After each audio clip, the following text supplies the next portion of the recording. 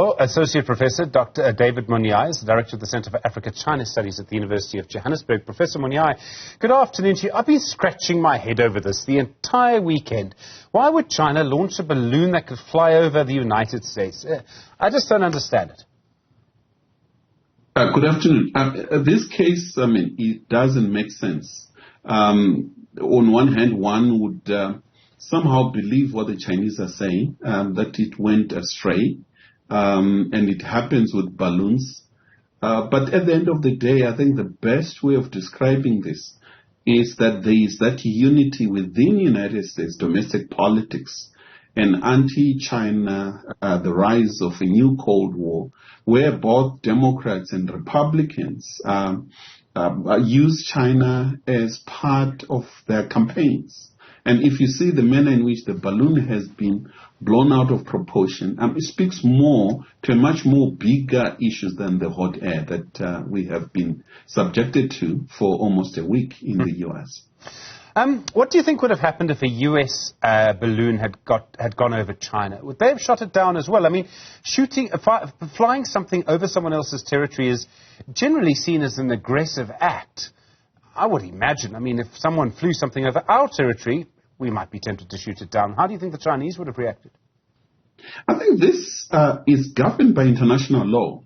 If there is a proper, well-understood explanation, as the Chinese have done, I do not see any need of shooting it down. However, given the tension between the two countries, and in almost all fields, in the military, in the economy, and all scientific breakthroughs and things like that, in any sensible way, one cannot believe that the Chinese will use a 19th century way of spying on Americans while they have some of the state-of-the-art space assets that really can see United States and its military assets domestically without necessarily have to send a balloon. So it doesn't make sense. But having said that, should the Chinese have sent it deliberately, it was a trap that one would say Americans fell into it.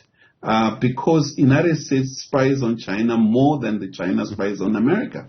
If you go back 1999, they bombed the Chinese embassy in Belgrade.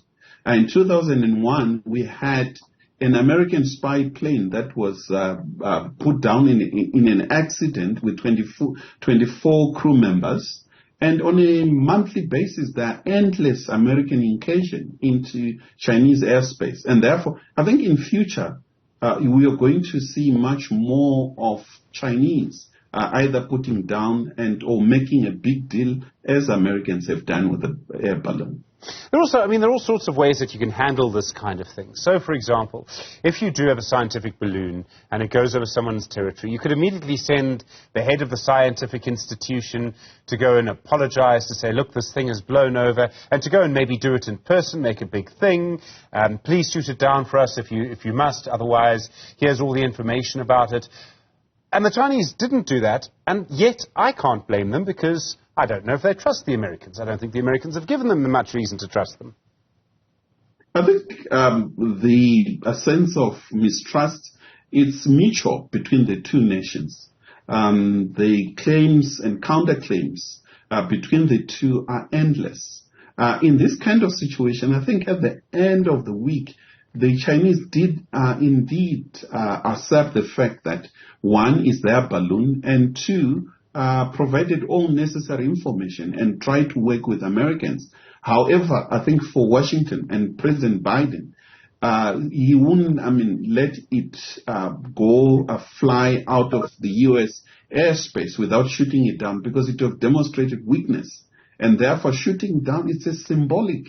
I think the American military could see that it poses no threat.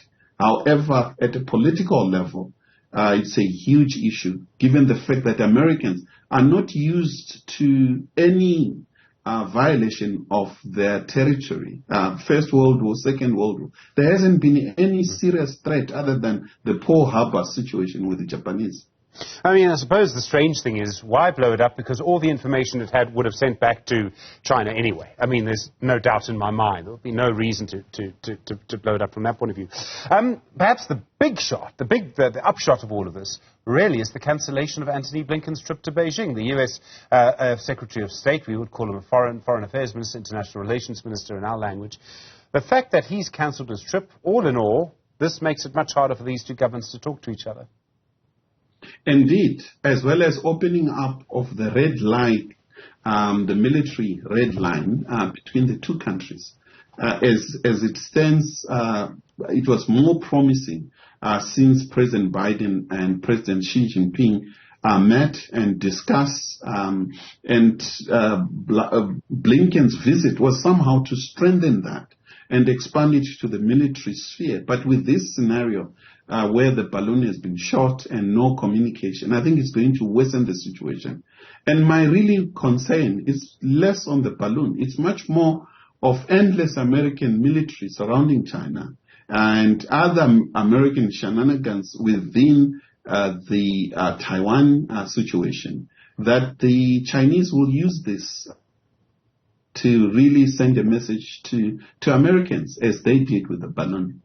And I mean, we have all of this tension, we have a balloon, and yet all of the Americans taking pictures of it were probably taking pictures of it with a device that was designed in California and made in China. You know which one I mean, of course. That's some of the contradictions. The globalization process has gone so far that the American superiority in terms of technology, military, economy, and all other areas is constantly challenged.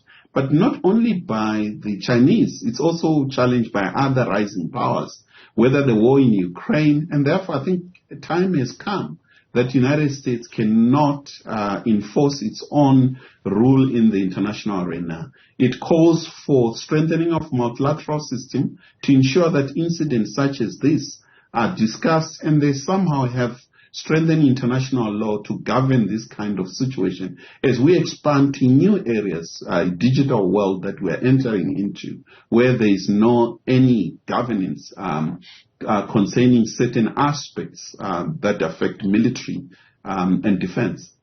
Professor David Monyae, I really appreciate the time. Thank you. Associate Professor David Monyae is the Director of the Center for Africa-China Studies at the University of Johannesburg. It's a fascinating story.